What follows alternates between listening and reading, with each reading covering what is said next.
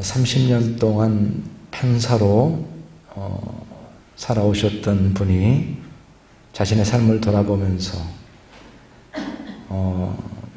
판사로 살았으니까 많은 사람을 만났을 것이고, 또 특별히 재판정에서 죄인들과 증인들과 수많은 사람들을 만나면서 그가 가진 인생에 대한 통찰력을 가지고 책을 썼는데 작년에 나왔습니다.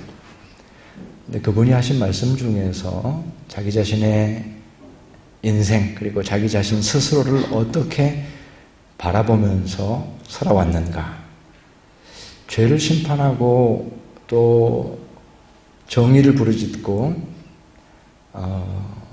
인간의 운명을 결정한다라고 하는 것이 결코 쉽지는 않았는데, 그에게 주어진 책무를 감당하면서 어떻게 살았는가라고 하는 것을 표현하면서 이렇게 표현했습니다. 나는 언제나 두 개의 돌을 손에 쥐고 살아왔다. 언제나 삶의 결정적인 순간마다 나는 그 돌을 손으로 꼭 쥐었다. 이렇게 표현했습니다.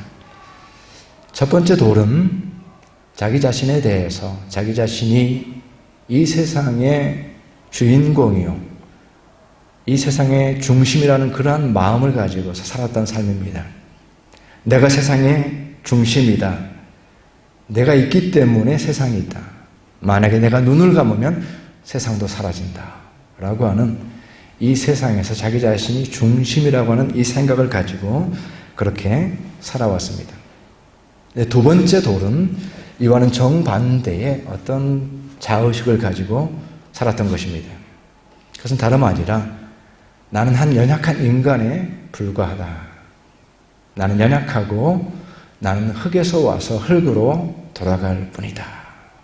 때로는 그러한 생각들을 가지고 삶의 상황에서 때로는 두 번째 돌을 손으로 꼭 쥐으면서 그렇게 살아온 것입니다. 비록 내가 재판장에서 재판을 하고 있지만 저 아래 참으로 법의 심판을 받는 죄인이나 나나 할 것 없이, 어떤 차이도 없이 그저 흙으로부터 온 존재이다 라고 하는 것이 두 번째 돌이었습니다.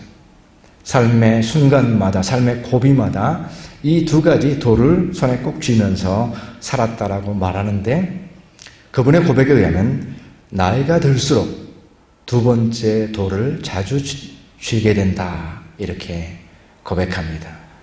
삶의 연륜이 깊어질수록, 인생이 무엇인가라고 하는 것을 깨달을수록 내가 세상의 중심이야 라고 하는 생각보다도 나는 연약한 존재지, 나는 흙에 불과해, 나는 한 인간이야 라고 하는 그러한 생각을 더 많이 가지면서 어쩌면 그것이야말로 인간의 진정한 모습이 아닐까.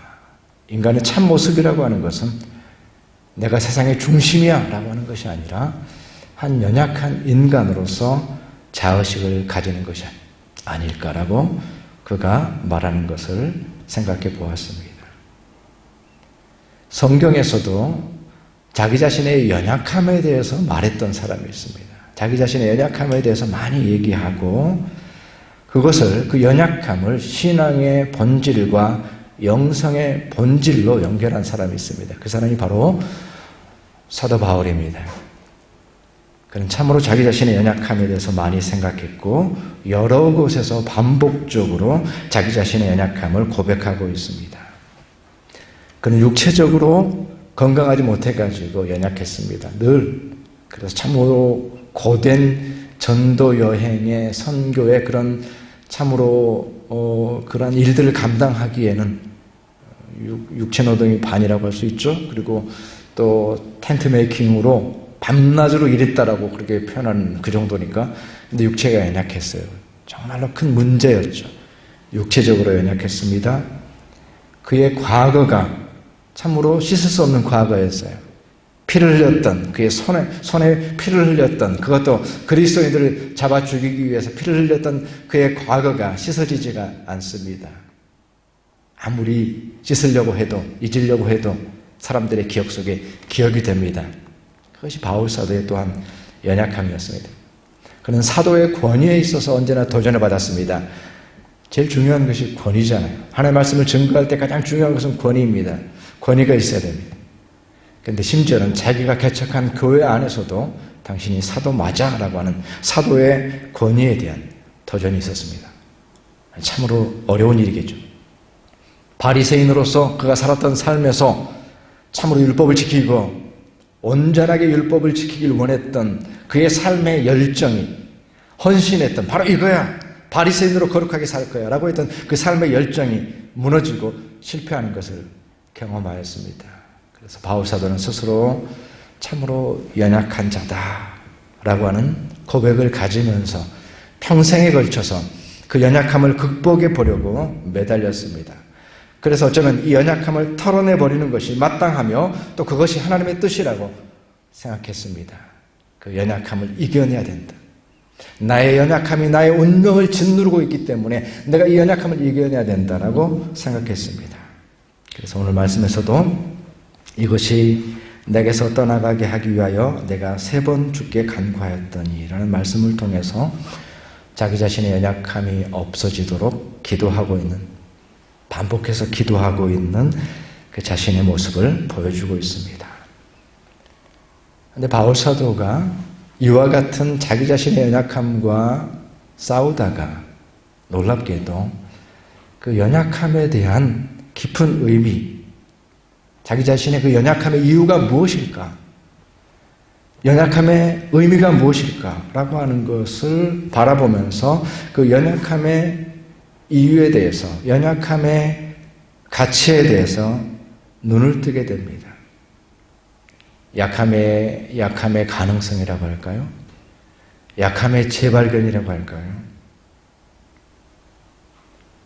우리가 강함을 추구하지만 강함과 약함 속에는 분명하게 어떤 역설이 존재하는 것 같아요. 강합니다라고 말하지만 그 속에 약함이 있고, 나는 약합니다라고 말하지만 또한 강할 수 있는 것. 그래서 그 무엇보다도 강함과 약함 속에는 역설이 있는 것 같은데, 바울 사도는 자기의 삶 속에서 놀라운, 정말로 극복하고 싶은 연약함들이 너무나도 많았지만 그러나 그 약함에 대한 새로운 가치를 그가 발견하게 됩니다. 강함과 약함 속에는 어쩌면 역설이 숨어 있는 것이죠. 우크라이나하고 전쟁을 하고 있는 러시아를 생각해 볼 때도 우크라이나가 약하다 보니까 어떻게 보면 속절없이 당한 겁니다. 강했으면 안 당하죠. 약했기 때문에 너무나도 돈은 뜨고 대낮에 당했습니다. 침략을 당했습니다. 그러나 약한 것은 인정할 수밖에 없죠. 우리가 약해. 싸우면 질 거야. 그래도 내 가족들과 내 땅은 지켜야지. 라고 하면서 그들이 포기하지 않았을 때 그들은 약했지만 또한 강해진 것이죠. 러시아는 스스로 강했습니다. 세계 2위의 군사대국이니까 얼마나 강력한 것입니까? 무시무시한 무기도 많이 가지고 있고 쉽게 생각했습니다. 2, 3일이면 될 거라고 생각했습니다.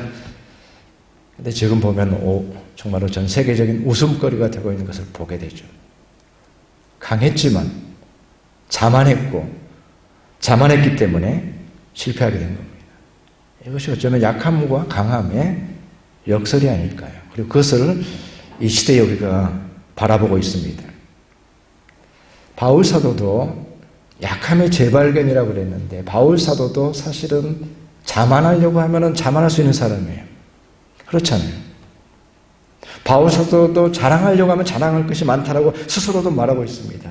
오늘 7절의 말씀에서도 여러 계시를 받은 것이 지극히 크므로 너무 자만하지 않게 하시려고, 이런 표현 속에서 그가 하나님께 받은 계시라고 하는 것은 그 어떤 것과도 비교할 수 없이 큰 것입니다. 하나님의 계시를 받았기 때문에 그거를 자랑하려고 하면은 누가 그 앞에 설 수 있겠습니까? 그것이 너무나도 큰 것이고 자랑할 만한 것이지만, 그러나 바울 사도는 스스로 강하다, 스스로 안전하다, 스스로 할 수 있다라고 하는 그러한 자기 자랑과 자기 강함을 내려놓고 스스로 자만해질 때에 그것은 이제 어떤 것도 필요 없고 어떤 도움도 필요 없고 심지어는 하나님도 필요 없는 삶이 될 수가 있겠죠. 그것은 어떻게 보면은 개인적으로 우리 스스로에게 생각할 때, 아, 참 만족스럽다. 부자가 모든 이뤄놓은 것들을 보면서, 아, 만족스럽다라고 했던 것처럼, 아, 더 이상 바랄 것이 없다. 그런 삶일 수도 있겠죠. 우리 삶 가운데서도 우리의 성취를 바라보면서, 내가 이룬 것을 바라보면서, 자기를 확신할 수 있게 된 것에 대해서 만족하면서, 아, 참 만족스럽다라고 그렇게 생각할 수가 있을 것입니다. 그 강함 속에서 자랑스러운 삶을 살아갈 수가 있겠죠. 그러나 바로 그때가 영적으로는 가장 위기의 시간이 되는 것입니다. 내 스스로가 자기 자신에 대해서 만족하고 내 스스로가 자기 확신을 가지고 있을 때에 영적으로는 가장 큰 위기예요. 나는 문제가 없어. 기도할 기도 제목이 없어. 모든 게 잘 돼. 라고 할 때에 영적으로는 위기예요. 그래서 바울 사도가 자랑할 것이 있었지만, 자랑하려고 하면 자랑할 수 있었겠지만, 그러나 자만하지 않기 위해서 자랑하지 않겠노라, 그만두노라 말씀하고 있는 것을 보게 됩니다. 목마른 사슴이 시냇물을 찾기에 갈급함같이 내 영혼이 주를 찾기에 갈급합니다 라고 하는 이러한 고백, 갈급함이 없는 나의 삶, 목마름이 없는 나의 삶이라고 하는 것은 신앙의 위기가 될 수밖에 없고, 그것은 부지중의 영적인 병들므로 이어지게 되는 것입니다. 그렇기 때문에 바울 사도는 자기 자신의 강함보다는 자기 자신의 약함에 직시하기 시작했습니다. 그래서 신앙 안에서 신앙적 관점으로 자신의 연약함의 가능성이 있다라고 하는 것을 보게 됐습니다. 그것이 바울의 신앙이고 바울의 영성입니다. 자기 강함에 안주하는 것이 아니라 자기의 연약함을 직시해야 된다는 것. 그래서 말씀 가운데에 이는 내가 약할 그때에 강함이라. 약할 그때에, 내가 약할 때 강하다. 약할 때 강하다. 내가 약할 때에 그리스도의 능력이 내게 머물게 하려 함이라. 내가 연약할 때에 나에게 그리스도의 능력이 머문다. 이것이 바울 사도의 가르침이고, 이것은 너무나도 중요한, 그리스도인들에게 너무나도 중요한 진리라고 생각합니다. 내가 약할 때에 그리스도의 능력이 내게 머문다.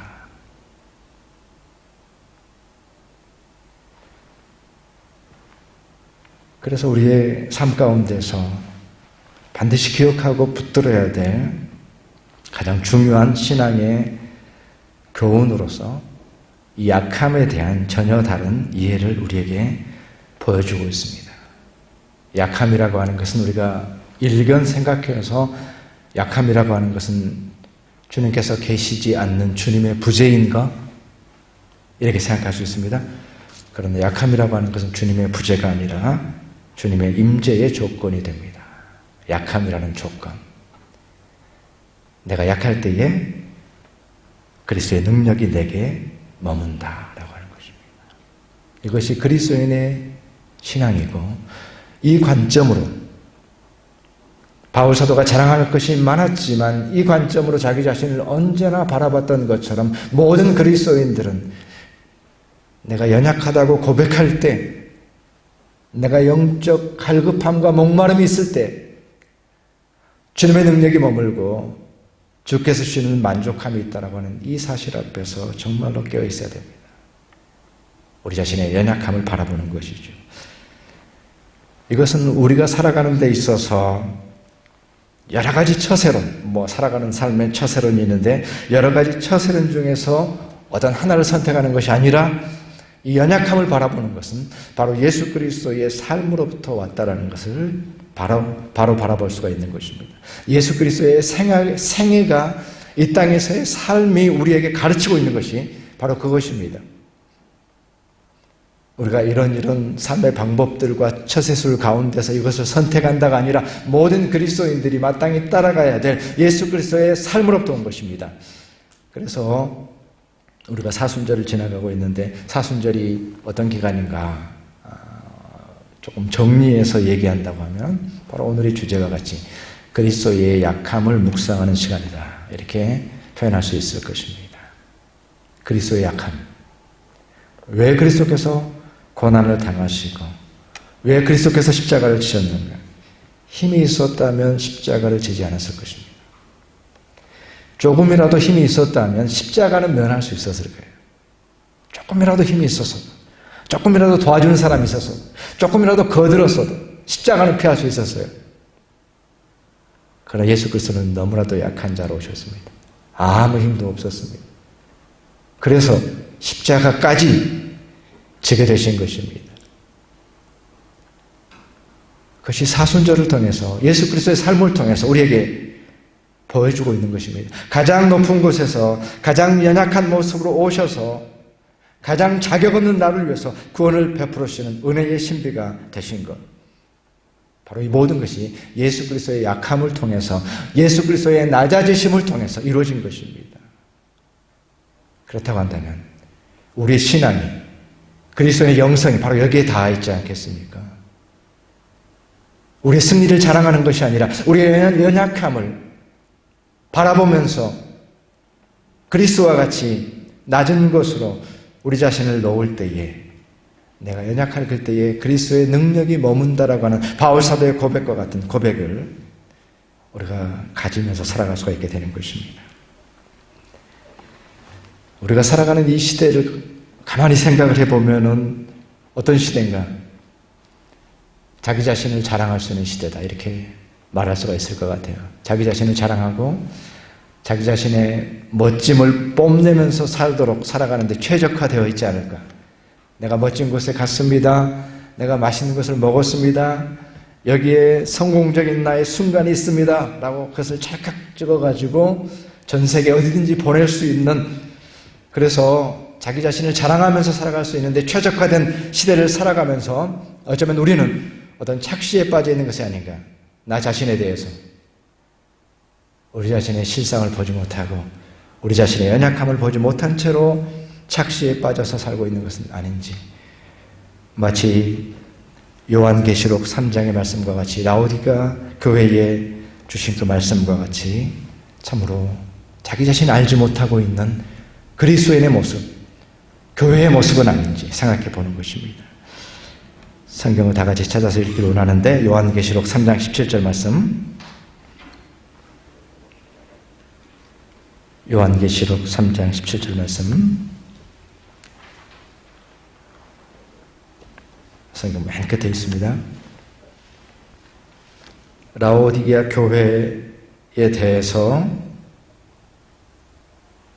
문제가 없는 것 같은데 전혀 문제를 인식하지 못하고 있는데 자기 자신의 실상을 전혀 모르고 있는 그 교회를 향해서 주님의 말씀입니다. 17절 말씀 함께 읽겠습니다. 시작. 내가 말하기를 나는 부자라 부요하여 부족한 것이 없다 하나 내 곤고한 것과 가련한 것과 가난한 것과 눈먼 것과 벌거벗은 것을 알지 못하는도다.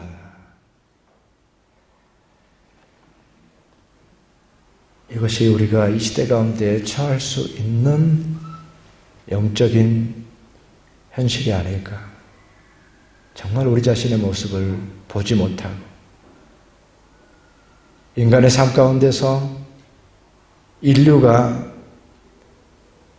어떠한 모습으로 존재하고 있고 그 결과가 어떠하다라고 하는 것을 보지 못한 채, 그 참상을 보지 못한 채, 진정한 나의 모습을 보지 못한 채 그렇게 살아가고 있는 것은 아닌가. 자기 자신의 연약함을 보지 못한 채 살아가기 때문에 스스로의 멋짐을 자랑하면서 그 착시 가운데 살아가지만 그와 동시에 그리스도의 능력이 머물지 않는, 어디에도 그리스도의 능력을 볼 수 없는 그 무능력한 삶으로 살아가는 것은 아닌지 우리 자신을 돌아보게 되는 것입니다.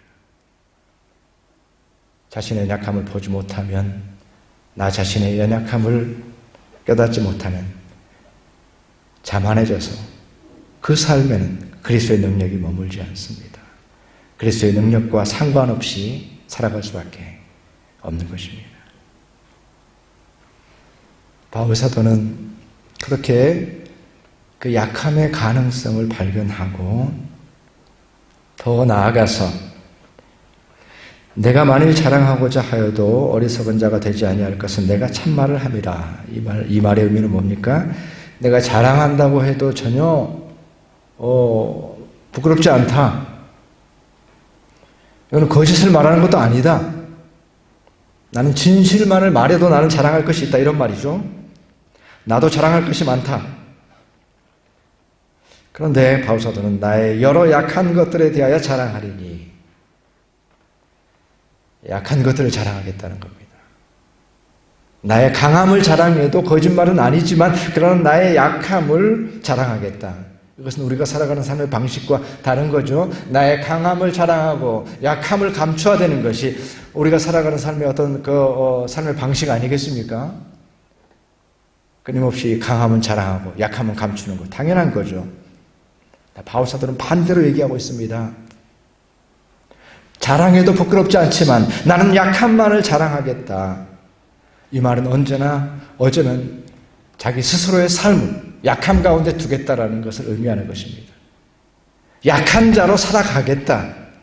자기 의식과 자기 삶의 자리를 약함의 자리에 두겠다라고 얘기하고 있습니다. 그 약함의 자리에 두는 그 삶을 통해서 언제나 그리스도의 능력을 구하는 삶을 살겠다라는 의미가 되겠죠. 나를 언제나 약한 자리에 두겠다라고 하는 것은 나는 약하지만 그 약함 가운데 그리스도께서 강해지시기 때문에 나를 스스로 약함 가운데 두면서 동시에 그리스도의 능력으로 강해지는 삶, 그것이 나의 삶이 되게 하겠다, 나의 일상이 되게 하겠다, 언제나 그러하겠다라는 것입니다. 자기 스스로를 언제나 연약한 자로 두면서 이때는 내가 자랑할 만해, 이 정도는 자랑할 수 있어, 그것도 내려놓고 약함만을 자랑하겠다라고 하는 것은 언제나 그 약한 자의 자리에서 살아가겠다라고 하는 것을 의미하는 것이고, 언제나 연약하기 때문에 언제나 주님께 나아갈 수밖에 없는 삶, 주님께 나아가지 않고서는 살 수 없는 삶, 주님 없이는 살 수 없는 삶, 주님 없이는 호흡도 불가능한 삶, 그러한 삶.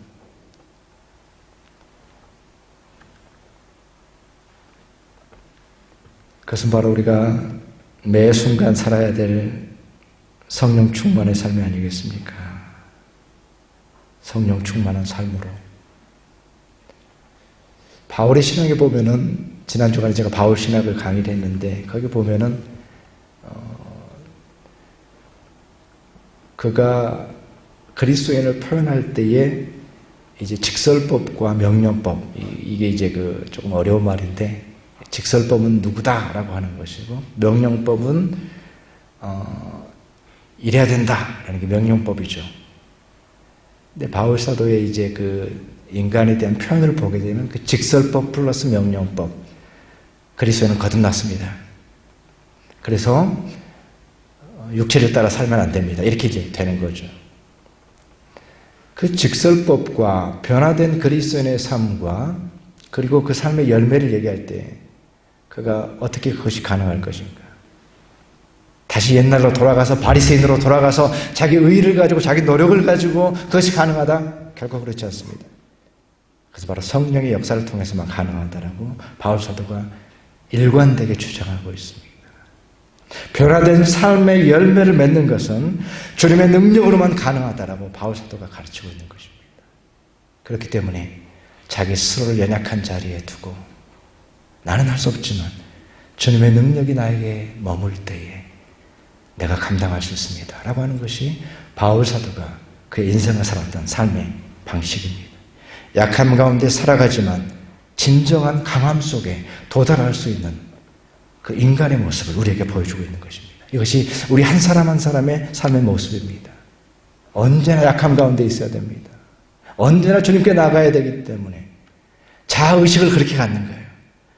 오늘도 내가 부족합니다. 오늘도 내가 승리할 수 없습니다. 그러니 주님 앞에 나왔습니다. 나를 붙들어 주십시오. 그렇게 기도하는 것입니다. 개인뿐만 아니라 공동체도 마찬가지라고 생각합니다.